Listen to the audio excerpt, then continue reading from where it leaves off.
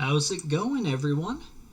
Today we are going to be looking at rares that are very useful, starting off in the Skinwalker faction for today. As always, wanted to remind you that if you enjoy the video or find it helpful, please like and subscribe down below. It helps the channel a lot. Right now we're going for a goal of 50 subscribers, so we would love to have you join the crew. Today we are going to start with none other than Greybeard. But before we hop into him, I should let you know, Skinwalkers was a bit of a hidden gem. There's not a lot of rares in here, but a lot of them are very useful. Starting out with Greybeard. A1 has a small chance of provoking, and when I say small, it's actually quite big. Looking at 75% chance to provoke on an A1. You throw him in a team with counterattack, or you throw him in a counterattacking build via I believe it's Revenge Accessories and the counterattack or Retaliation gear. That's what it is. And he can go through and provoke a lot of the enemy team. His A2 attacks all enemies.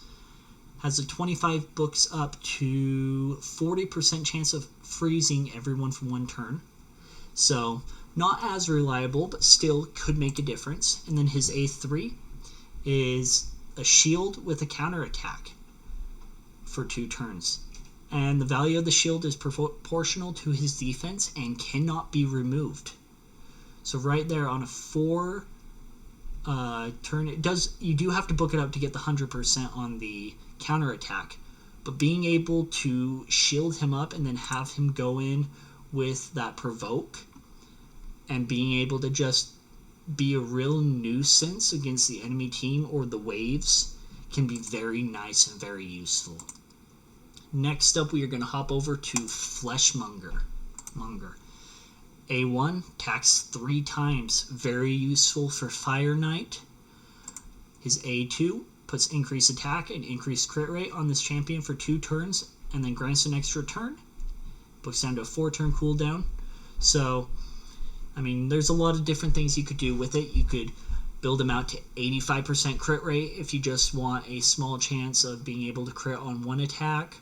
But I really prefer him more for this A3, which is attacks all enemies, has a 50 books up to 75% chance of putting the big version of decreased defense for 2 turns. It's on a 4-turn cooldown, which isn't ideal, but it does allow you to have that big version of decreased defense. There are plenty of rares that have similar abilities.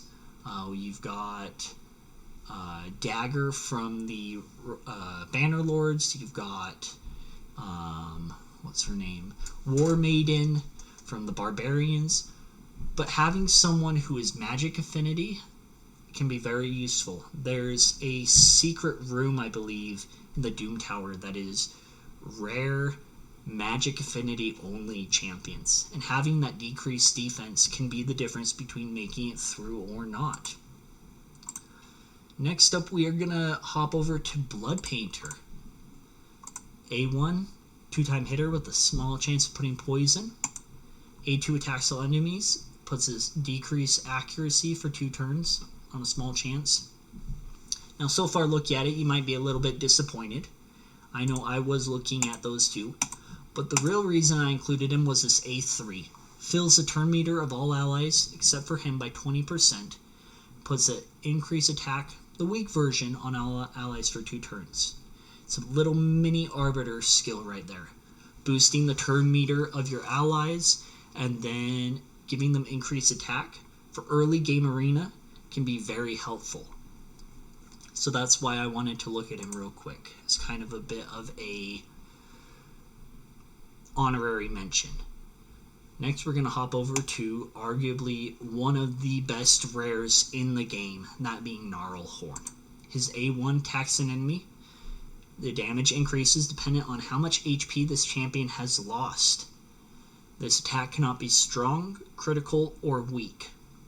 Now, the reason why this is really nice is the lower his HP is, the more damage he does.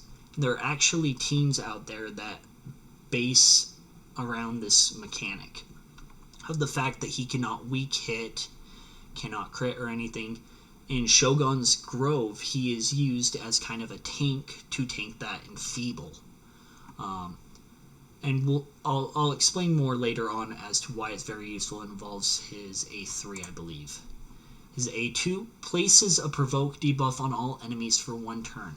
What does this mean? Well, because he places it and he does not attack and put it, this cannot be weak hit. So unless they have more resistance than he has accuracy, he is always going to put that provoke on him, and then puts an increased defense on this champion for 2 turns. It's on a 3-turn cooldown, but it's going to allow him to tank it then. And then his A3 on a 3-turn cooldown puts an unkillable buff on this champion for 2 turns.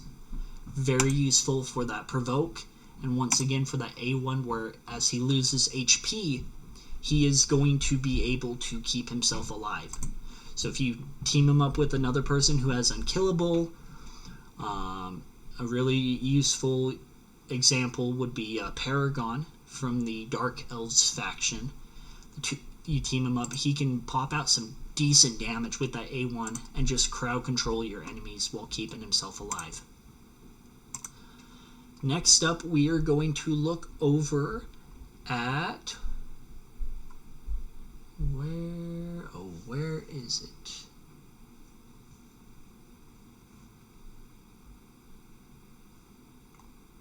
For some reason, I have the wrong name up. That is funny.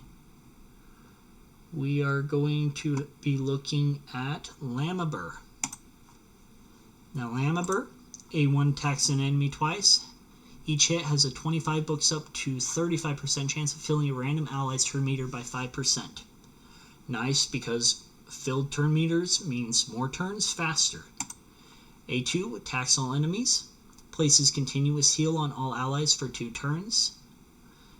On a 4-turn cooldown, but still being able to heal can be helpful. And then his A3, it is on a 5-turn cooldown, but it heals a target ally by 25% of their max HP and places Revive on Death for them for 2 turns. Very good for if you have someone who's about to go down. It will keep them alive, gives them a little bit of a heal, and then if they get killed, that Revive on Death will pop them back up. Then we will look at our last one for today. That is Panthera. Now Panthera, A1 attacks 3 times. Each crit has a 50% chance, books up to a 75% chance of decreasing the target's turn meter by 3%. So 9% turn meter drop on a 3-turn hitter or 3-hitter. It's an okay kit. A2 attacks an enemy twice. Each hit has an 85 books up to 100% chance of putting a 100% heal reduction for 2 turns on a 3-turn cooldown. Then the A3 places Perfect Veil and a Reflect damage on this champion for 2 turns on a 3-turn cooldown. Now this kit is screaming one boss in particular, and that is Fire Knight. Having 3 hits for the shield, chance of decreasing turn meter, heal reduction to make sure they don't heal up when that shield comes back up, and then Perfect Veil will help to keep them alive, and that Reflect damage will mean that when the boss hits them, they can then reflect that hit and it will take a mark off of the Fire Knight shield. So that is the Skinwalkers for today. As always, we appreciate you guys watching. If you enjoyed the video, let me know down below. Make sure to like and subscribe so you can join the group and we can keep these videos rolling out. Thank you so much for joining, and as always, keep on raiding.